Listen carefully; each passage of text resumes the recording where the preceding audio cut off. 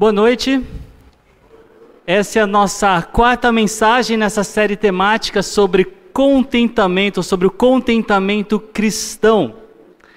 Na semana passada, o Rogério nos apresentou um paradoxo do contentamento, quando ele disse que devemos estar contentes com alguns descontentamentos, como apresenta o apóstolo Paulo quando ele escreve à igreja de Filipos. Vejam, no capítulo 13, dos versículos 12 a 14, não que eu já tenha obtido tudo isso ou tenha sido aperfeiçoado, mas prossigo para alcançá-lo, pois para isso também fui alcançado por Cristo Jesus. Irmãos, não penso que eu mesmo já o tenha alcançado, mas uma coisa faço, esquecendo-me das coisas que ficaram para trás e avançando para as que estão adiante, prossigo para o alvo, a fim de ganhar o prêmio do chamado celestial de Deus em Cristo Jesus. Paulo estava ciente que ainda faltava alguma coisa. O seu descontentamento ou a sua insatisfação produzia algo muito positivo. Ele prosseguia adiante, ele avançava em direção ao prêmio, ao alvo celestial. E colocando nas palavras que o Rogério disse na semana passada, esse texto nos ensina que estamos mais contentes quando não estamos satisfeitos com a nossa realização. Isso me faz lembrar do jogador de basquete já falecido e famoso Kobe Bryant. Ele jogava na maior liga de basquete do mundo, na NBA, e tem uma história de que quando ele, logo no começo da sua carreira, ele perdeu um dos jogos das finais, nos playoffs, ele ficou extremamente triste. Ele era o responsável por fazer a cesta que ou ganharia o jogo ou empataria o jogo para ir para uma prorrogação, ou mesmo para um próximo jogo, visto que era um playoff, mas ele erra, e erra feio. Em basquete a gente fala airball, é quando a bola não acerta nem um aro. E ele ficou tão descontente que no próximo dia ele passou o dia inteiro treinando. E essa foi as férias dele até a próxima temporada. E foi ali que ele se tornou o Kobe Bryant, que quem gosta de basquete assistiu, conheceu. O astro do basquete. E hoje eu também quero falar de descontentamento, mas não dessa forma. Não é desse jeito que eu quero falar. Eu não quero falar de um descontentamento positivo, que nos faz desejar estar mais perto de Deus, de ser melhores servos de Deus.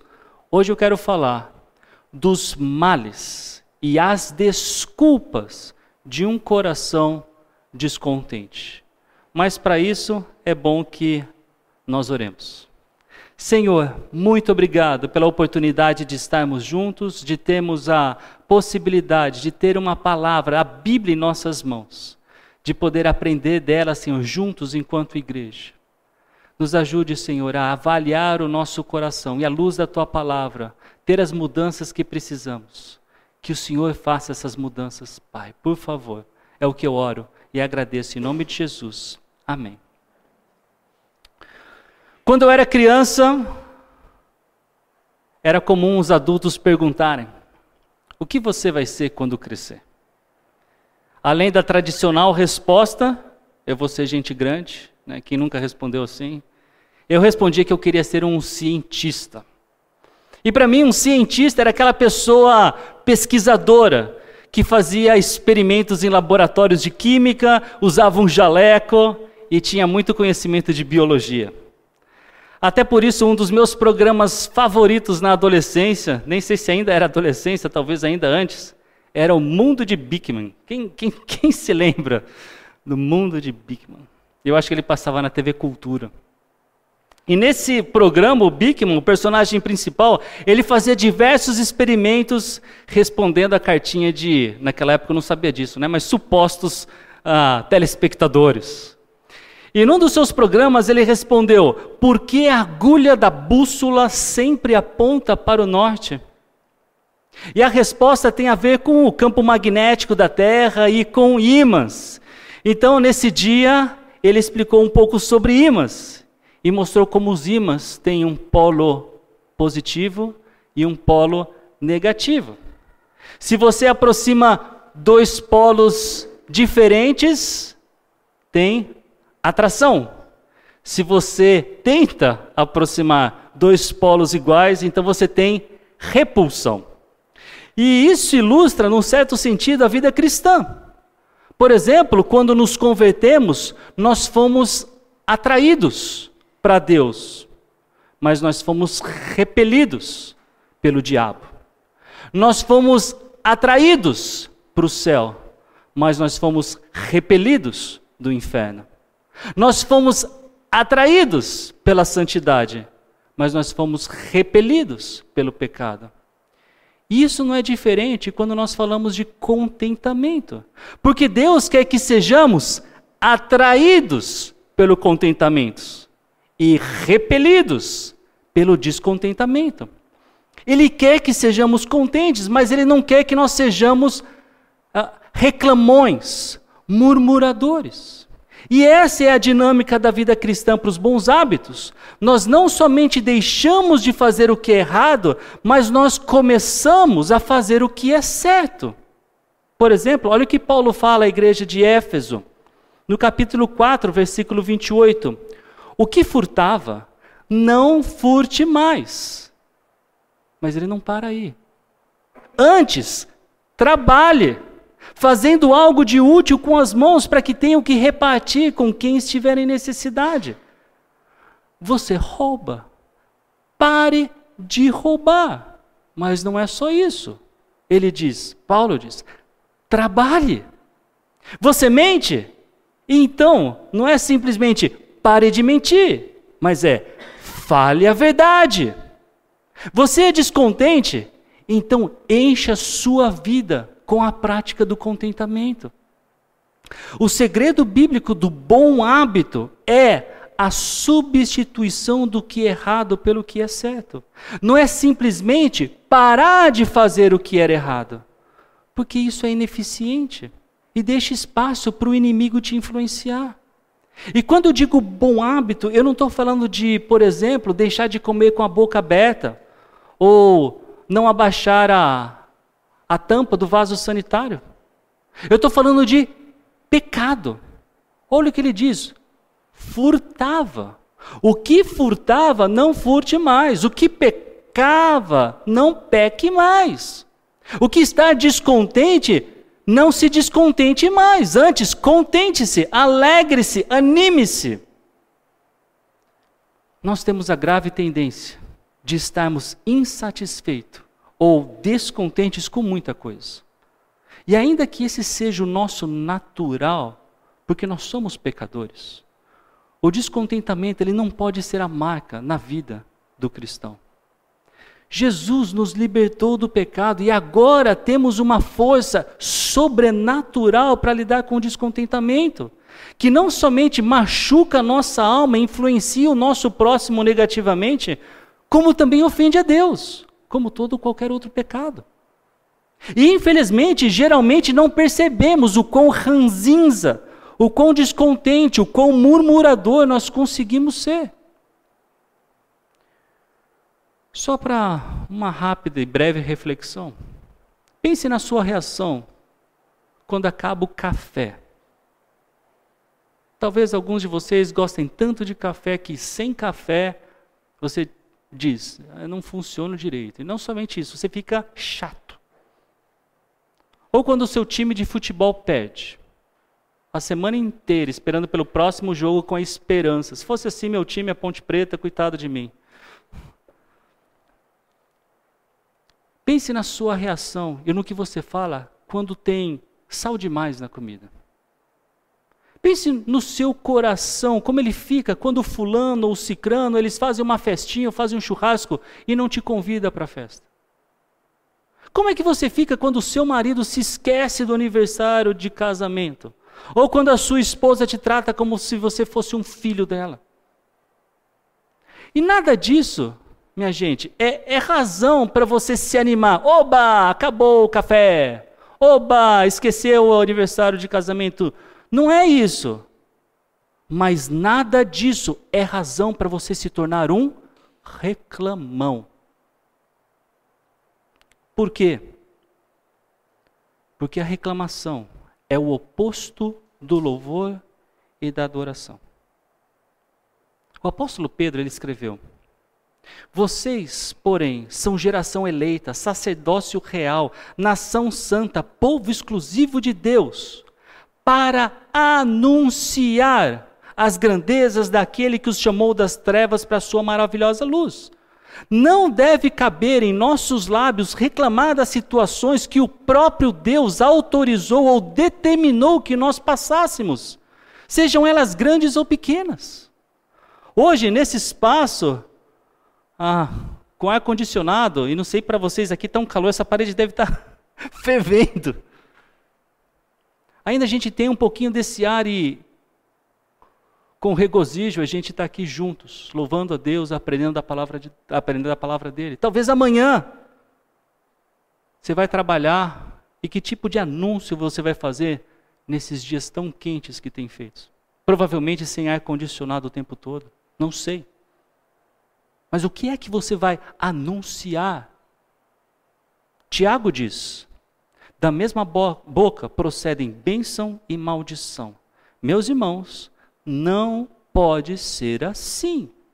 Não é aceitável sair da boca de um cristão bênção e maldição. A bênção é, a maldição não. Não é razoável que da sua boca, meu irmão, haja louvores a Deus e reclamações da vida. Meus irmãos, disse Tiago, não pode ser assim. Mas uma outra razão pela qual não devemos ser reclamões é porque a reclamação pecaminosa, ela torna a pessoa impura. Num diálogo de Jesus com fariseus e os mestres da lei que acreditavam ser bom seguir as tradições dos homens, Jesus disse que nem toda tradição é legítima, que nem toda tradição é boa. O fato é que o que deixa um homem impuro, disse Jesus, não era o que os seus discípulos comiam com as mãos por lavarem. Era por aquilo que os homens falavam como resultado de um coração que está longe de Deus. Vejam só, Mateus capítulo 15, versículos 8 e 11. Este povo me honra com os lábios, mas o seu coração está longe de mim. O que entra pela boca não torna o homem impuro, mas o que sai de sua boca, isso torna impuro. O descontentamento é a manifestação de um coração longe de Deus. Portanto, é a impureza do coração se manifestando por meio de palavras, por meio de atitudes, por meio de um comportamento que revela a nossa pecaminosidade e a nossa necessidade de mudança. Não subestimem a quantidade de mal que a reclamação revela dos nossos corações, que além de contaminar os outros, acredite, pode nos levar, pode nos conduzir a um estado depressivo e socialmente penoso. Ninguém gosta de conviver com pessoas reclamonas, pessoas críticas que faltam com sabedoria para filtrar o que dizer, como dizer e quando dizer. Ainda há uma outra razão, uma terceira razão, pela qual não devemos ser reclamões. É porque a reclamação é uma marca de uma geração ingrata. Todos os dias nós somos, de uma forma ou de outra, abençoados por Deus. Em Mateus 5,45, Jesus, ele diz que o Pai faz raiar o seu sol sobre os maus e bons e derrama chuva sobre justos e injustos.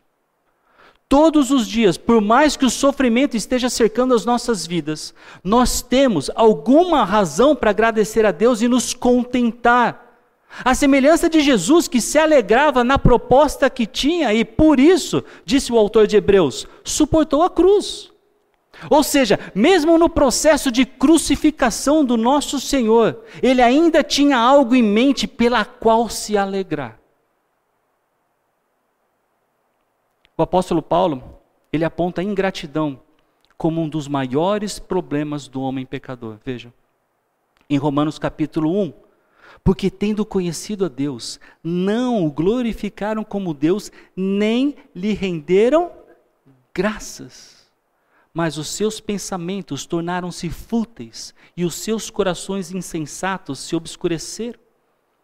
Eu sugiro que vocês leiam isso em casa, os próximos versículos, para vocês entenderem a consequência de um coração que, ainda que tenha conhecido a Deus, não o glorifica e não agradece. E o descontentamento, e nesse caso mais específico, a falta de gratidão, tem graves consequências. Judas, o escritor do penúltimo livro, ou carta da nossa Bíblia, conforme a ordem que nós temos nela, ele escreve sobre o descontentamento como uma arma, como uma marca do ímpio.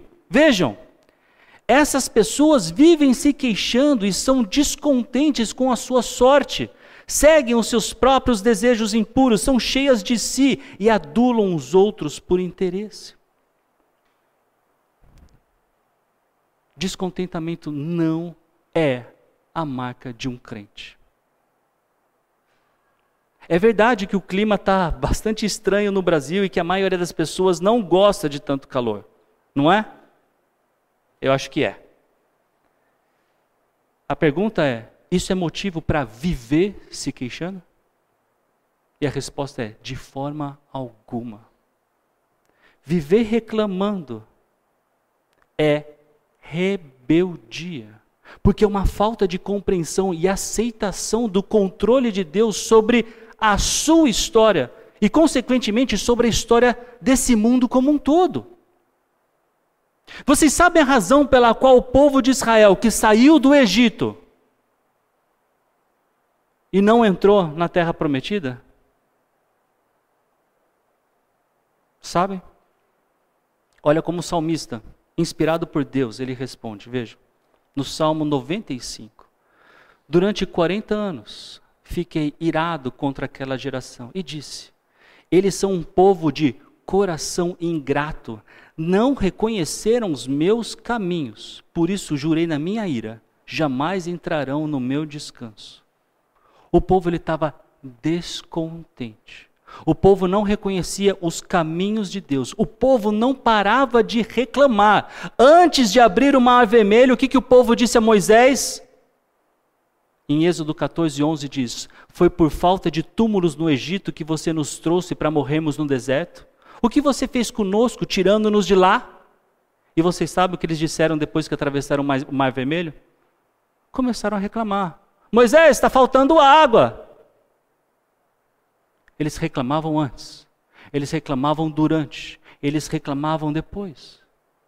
Observem como o autor de Hebreus se refere a essa história e à atitude dos israelitas. No capítulo 3, dos versículos 7 a 10. Assim, como diz o Espírito Santo, hoje, se vocês ouvirem a sua voz, não endureçam o coração, como na rebelião.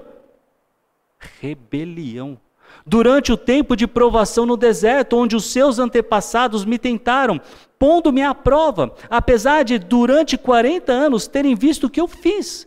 Por isso fiquei irado contra aquela geração e disse, os seus corações estão sempre se desviando e eles não reconheceram os meus caminhos. Apesar de tudo que testemunharam de Deus, ainda assim eles se desviavam, endureciam seus corações, se rebelavam contra Deus. Eles não reconheciam os caminhos do Senhor. Queridos irmãos, vocês conseguem perceber como a reclamação cria obstáculos à apresentação do Evangelho? Sempre há alguém nos observando. É na igreja, é no trabalho, é na escola, é na família, é no aniversário, é no trânsito.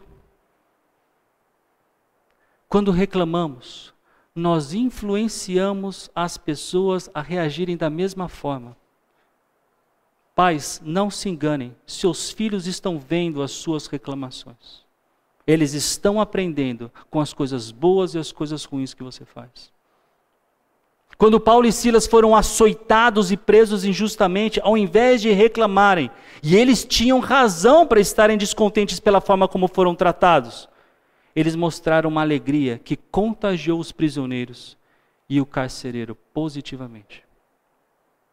Já pensaram que Deus pode ter orquestrado as nossas aflições, o nosso sofrimento, a nossa doença, esse calor que está passando no Brasil, para nos dar a oportunidade para falar de uma esperança que o mundo não conhece. Para apresentar uma alegria que o mundo chama de loucura. Já pensaram que falar amargamente das situações que vivemos é um desperdício de palavras e oportunidades? Especialmente para falar da salvação que Jesus oferece a todo pecador como eu e vocês precisam? A melhor coisa é aprender com as lições do passado, especialmente as bíblicas. Se Deus quer nos colocar numa situação de dor, vamos nos contentar, como fez Paulo e Silas, pela oportunidade de apresentar a esperança que por causa de Jesus, cada um de nós que já creu, aqui tem. Precisamos parar de dar desculpas das reclamações que tanto fazemos e transformar os maus hábitos que nós temos em bons hábitos. Precisamos parar de dizer que estamos apenas ventilando ou constatando uma tribulação, uma dificuldade ou um problema, quando o nosso coração de fato está reclamando e murmurando daquilo. Quer fazer isso de forma correta? Converse com Deus. Ore a Ele a respeito. Apresente a sua causa, ciente de quem Ele é e de quem você é. Nós não estamos numa monarquia, mas eu imagino que não faltam filmes para que todos nós aqui saibamos como a gente deve se portar diante do rei e como a gente deve falar diante do rei. Não é que seja absolutamente errado compartilhar com o irmão ou com uma irmã os nossos problemas, desejosos de que esse irmão ou essa irmã nos ajude, seja de alguma forma ou minimamente em oração. A questão é, quando reclamamos demais as outras pessoas, quando queremos desabafar até o ponto, e aqui mais uma desculpa esfarrapada, em acreditar, falar e se comportar como se nós tivéssemos sido abandonados por Deus. Vocês já perceberam o mal disso? É como se nós estivéssemos falando que Jesus quebrou a sua promessa de que estaria conosco até o fim dos tempos. É o último versículo do Evangelho de Mateus, a última frase, e eu estarei sempre com vocês até o fim dos tempos. Ele não quebrou a promessa dele. Ao invés de reclamarmos, devemos nos lembrar do que Tiago nos ensinou, logo no comecinho da sua carta. Meus irmãos, considerem motivo de grande alegria o fato de passarem por diversas provações. Parem de acreditar que Deus lhe abandonou. Parem de dizer que Deus se esqueceu de vocês. Parem de dizer que os outros não entendem o que vocês estão passando. Isso é mais uma desculpa. Você não sabe o que é ter um pai como que eu tenho. Você não sabe o que é ter uma esposa como que eu tenho, como a minha. Você não sabe o que é perder um filho. Você não sabe o que é ter um parente com Alzheimer, com câncer, com apendicite. Ainda que em certo sentido isso seja verdade, entenda que isso não lhe dá o direito de responder ao sofrimento de qualquer maneira e permanecer descontente. A falta de sabedoria, maturidade e inteligência de outras pessoas diante do seu sofrimento, isso é coisa muito séria. Também não lhe dá o direito de faltar com sabedoria e domínio próprio para reagir da forma como Deus espera que você reaja. Da forma como Ele ordena que você reaja. Não é qualquer reação que louva a Deus. E o descontentamento, a murmuração, a reclamação, não é a forma como Deus quer. Se entristeça. Fique enlutado. Fique até justamente irado. Mas cuidado com a reclamação. Foi o próprio Deus que garantiu. Não sobreveio a vocês tentação que não fosse comum aos homens. Você não é o único que passa por isso. E Deus é fiel, Ele não permitirá que vocês sejam tentados além do que podem suportar. Mas quando forem tentados, Ele lhes providenciará um escape para que o possam suportar. Essa promessa inclui o nosso descontentamento.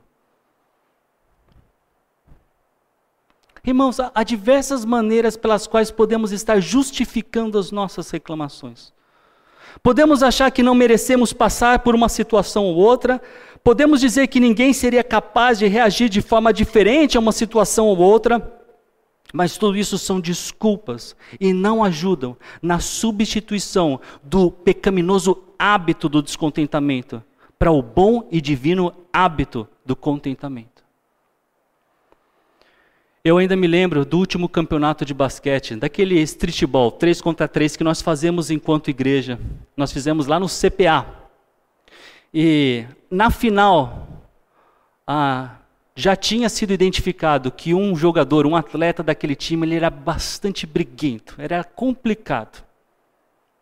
E eu que estava apitando esse jogo junto com mais um amigo. E ainda que fosse basquete, o cara achou que era capoeira, que era karatê, passou uma rasteira no outro cara. E outro cara, ele reagiu à altura da tolice do outro cara. E quase trocaram murros ali. O que aconteceu? Os dois foram expulsos. E esse que recebeu a rasteira, ele é amigo. E eu cheguei para ele e falei, cara, lamento. Ele disse assim, você acha que eu deveria ter sangue de barata? E para quem não entendeu, ele diz, você acha que eu deveria ser frio e não me esquentar com o que ele fez?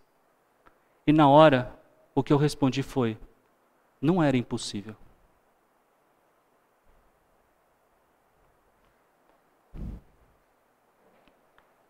Fazer parte desse mundo é garantia de sofrimento e frustração. Na segunda-feira, uma menina que precisava de suporte para viver, ela teve os aparelhos desligados por ordem judicial na Inglaterra e faleceu. Há poucos dias, uma moça morreu durante um show de uma cantora americana no Rio de Janeiro.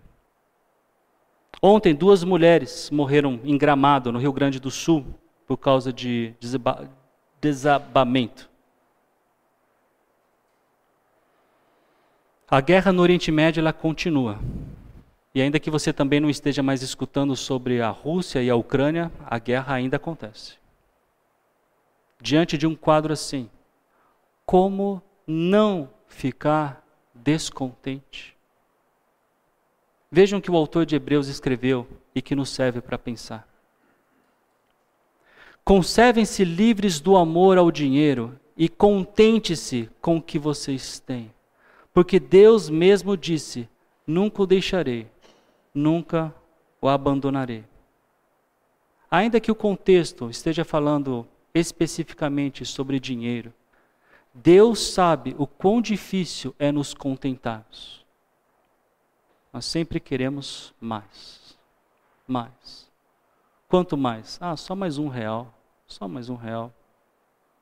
Não é por menos que, para ficarmos contentes com o que temos, é necessário saber e nunca nos esquecer, não é só saber, é nunca se esquecer que Deus nunca nos deixará e Ele nunca nos abandonará.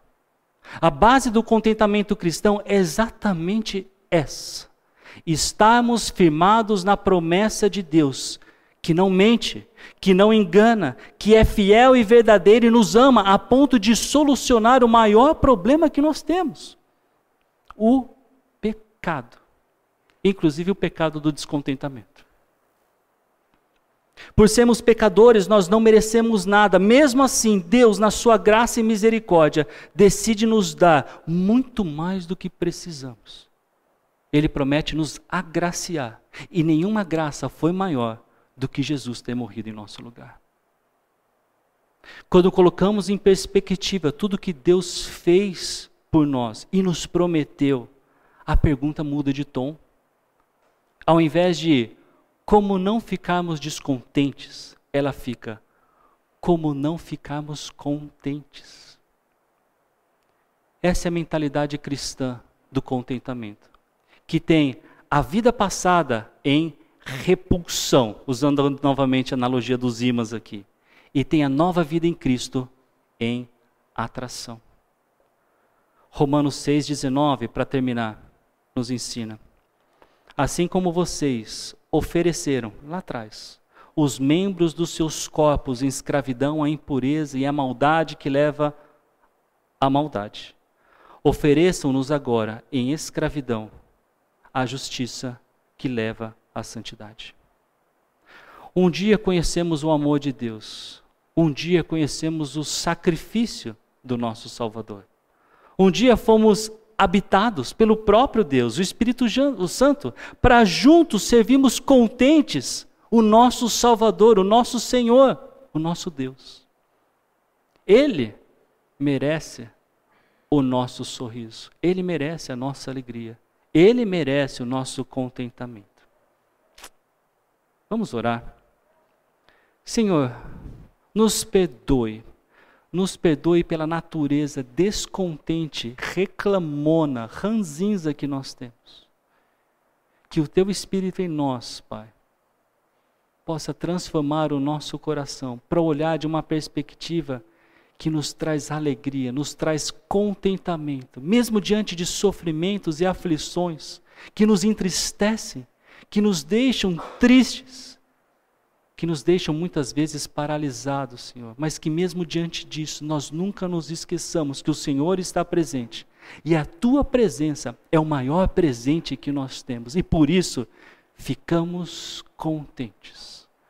Contentes não somente por essa promessa, mas pela promessa que o Senhor nos deu, de que um dia, nada disso mais sofreremos, porque nada disso mais, do pecado, nós sentiremos. Estaremos eternamente ao Senhor por causa da Tua promessa de que todo aquele que no Senhor Jesus crê, tem a vida eterna. Pai, nos ajude. Somos fracos e realmente precisamos do Senhor.